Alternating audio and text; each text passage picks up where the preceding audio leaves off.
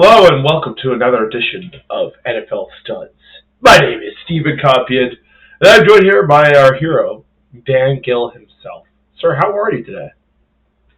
I'm good. I don't know about a hero, but I'm doing well. You're a hero to the everyday man, Dan. Don't let anyone tell you otherwise, okay? I won't even hear about it.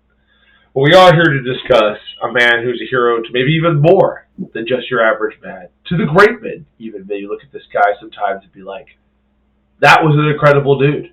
That was a dude who made a real impact in this world. And how do you feel about that theory about really young people, like really great ones that die young? Do you feel like it's just because they accomplished everything they needed to, and like maybe just like don't worry about it, bro. That place sucks. Come home to daddy. You did your job. Yeah, I mean, it's an unfortunate trend that you see sometimes, but It is. fortunately, we don't have the answers. We don't have the answers, but we do have an NFL absolute legend to speak of, Reggie White.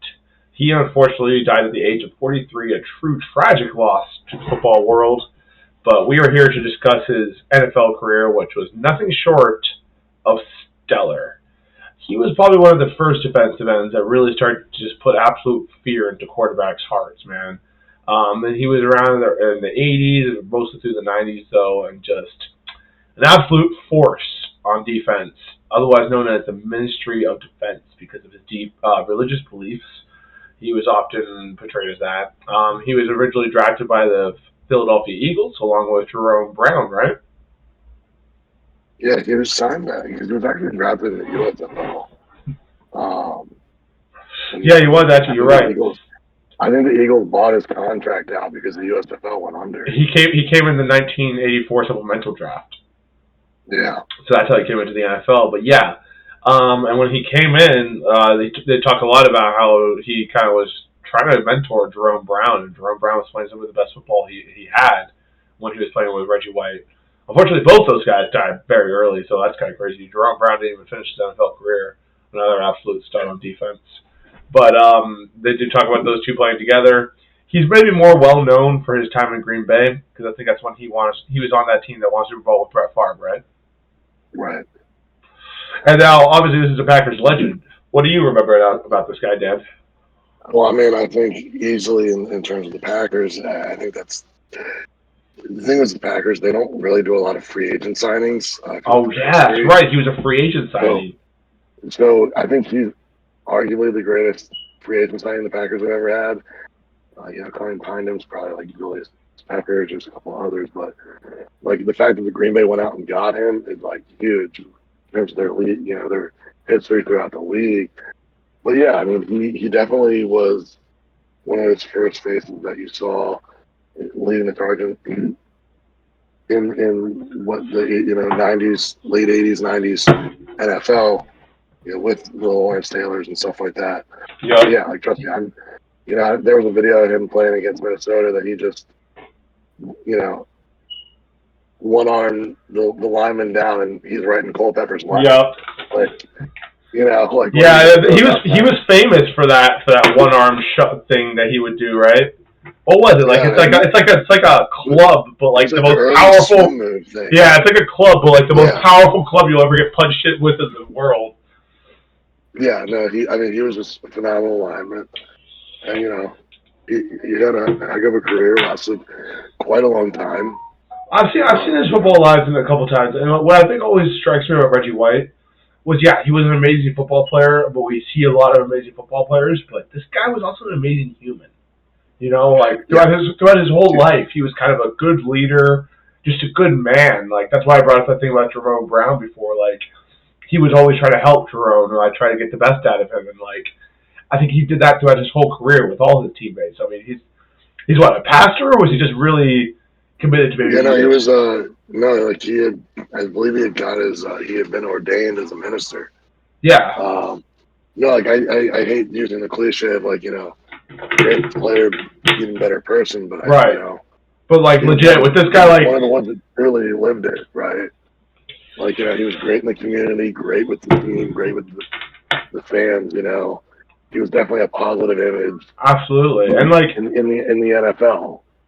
And that's the thing, is like these guys are millionaires, so you could do whatever you want. And we see so many of these guys not make the right decisions and not be, like I don't like that term of football players have to be role models. Like, get out of here, man. All right, nobody has to be Yeah. anything.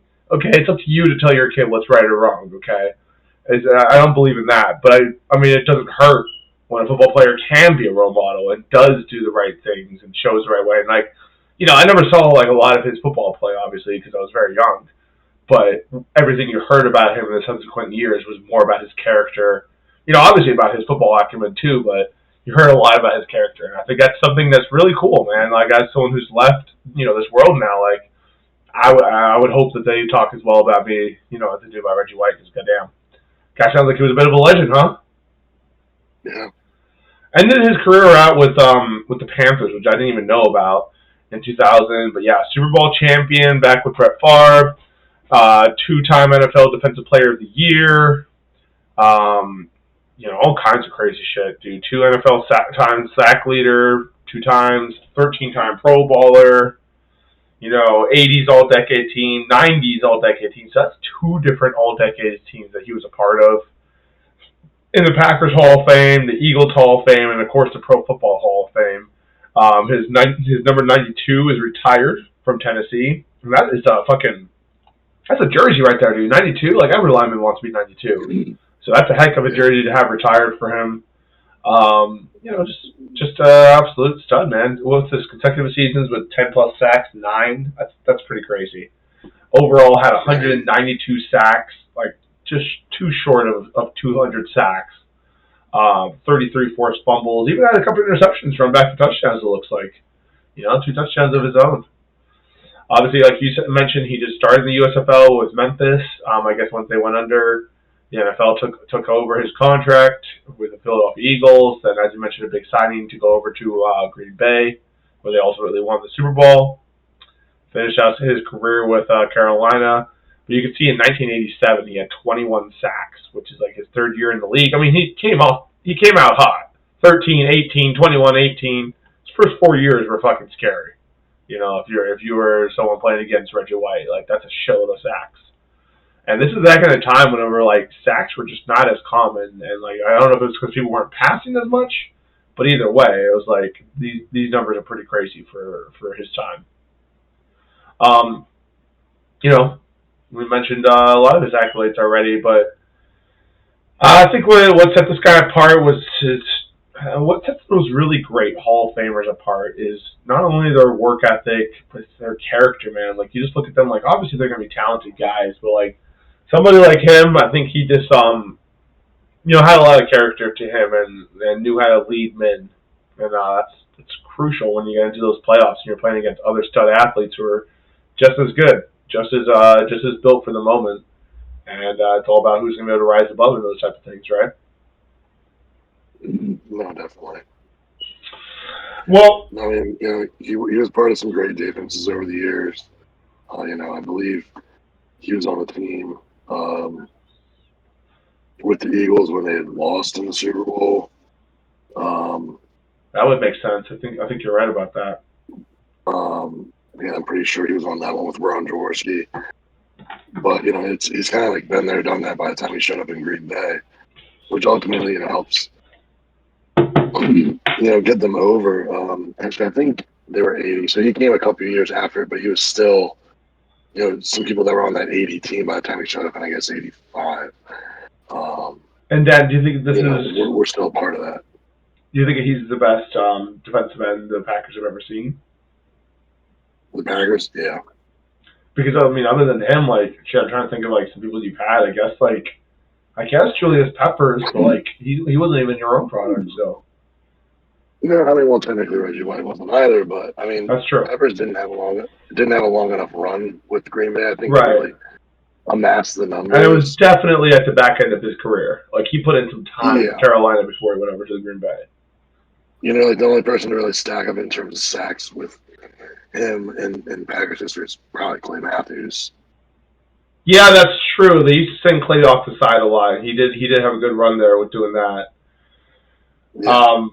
And I guess the current players for you, like Kenny Clark's kind of getting up there, right? Yeah, I mean, he's been around for a long time. Definitely put the numbers up. Yeah, so he's kind of on the board there. But I think one of the interesting things is it pointed out that the fact that he had consecutive seasons leading in sacks. TJ Watt's done that now, so it's kind of interesting to put TJ Watt in the air there. That it's kind of crazy to think about what he's put up, aside from what his brother put up. So I think I think he was kind of the framework for the modern day defensive guy. With LT, probably Dion, a couple other guys, but like you just weren't seeing guys doing a lot of stuff that he was doing. No, he was a pretty unique athlete. I think Warren Sapp would probably compare him a little bit. Just an absolute wrecking ball, and just like for some reason the best athlete out there, even though they're like over 300 pounds. You had the two of them on the same line. Oh my God, jeez! and then maybe Lawrence Taylor on the outside. Because like I'd probably would move Reggie White into defensive tackle just to see him like rip through some guards, and then you got Reggie White on the outside. Fucking got Lawrence Taylor on the outside. We'll put TJ Watt on the other side. See how that front four does for some pressure. No, he was definitely a steady player for the NFL for so many years. Kind of interesting. I would love to learn a little bit more about the backstory of why he came out of retirement in Carolina. But every player. How long was he retired before he came back? Like a year. One year it shows there. Yeah. Okay. Yeah. He left Green Bay in '98 and didn't play '99. Came back in 2000. I mean, it could be the classic case of like. How many sacks did he end up with? I got it in me. And and you know what? And he showed up. He played all 60 games and had the lowest sack total of his whole career. So he was probably like, actually, fuck this. But I mean, you still got to respect that. He played all 16 though. Oh, absolutely, absolutely. Yeah, for sure. No, that's very impressive. Sure. But yeah, absolute fucking legend of Reggie White. We wanted to cover him here on Sports by Copy because we love his defensive players. We did a little bit of Tony Gonzalez last week, so a little hop back and forth here. We got the NFL draft around the corner. I do want to ask Dad about that real quick before we pop out of here. Green Bay Packers, what number are they picking? Well, let's see with the whole Jets situation with Rodgers, what picks are going to be moving around, because at this point, who knows? You know what you should do? Just go quarterback over first overall again. I think that's a great idea. Just keep on stacking that quarterback room. It's so crazy how that 2020 pick is really coming back to bite them now. That's very wild. I mean, right now they're slated to pick 15th. So, I mean, they're still in a favorable spot to do stuff. But, if the Jets give up a first-round pick this year for them, they're really only gaining up 2 spots because the Jets have 13. Okay. So they're not moving too much closer. I do feel, though, we might, and this is the grand scheme of things, I think we might see the most trades in the draft. The most that we've seen before. I would love to see what the record is for his trades on draft day. Because so many players right now are floating around. There seems to be a lot of steam about the Ravens trading Lamar, and I think it might happen on draft day. They might hold out that long. I don't know, but if someone can send something across well enough, Indy keeps popping up as a team to do it. We'll see, man, because I think right now they're sitting there hoping for Trent Richardson to be the guy, or not Trent Richardson, but that Richardson fellow. I mean, I guess I don't know enough about it to be talking shit about it, but it just seems crazy that everyone's let's draft this kid first overall. He didn't do anything at Florida. I'm baffled by the whole thing, man. I'm baffled. I think Bryce will go number 1 to Carolina. That makes sense. Yeah, Bryce, and then you go and I got the Alabama kid next. CJ Stroud. Oh, so you're saying Bryce over CJ Stroud? No. Yeah, I think CJ's going to go second, lower. Second, I could see him doing second or 4. If Indy doesn't trade, I don't know. Will Levis, It seems to be a big idea in Indy Yeah, I know. too. But Everyone's all excited about Will too now. I don't know. I guess we'll see. I think someone's gonna spend a lot on these quarterbacks. I kind of like CJ Stroud the best of them all, but I guess we'll see what happens. yeah, well, we'll have to wait and It's see. going to be an interesting draft, I think, for sure. But anyway, boys Sure. and girls, thank you for tuning in once again. This has been Reggie White, new NFL stuff covered here by Sports by Compian. Thank you for Dan to joining us, and I hope you guys have just an excellent week ahead. Goodbye. Sports by Compian out.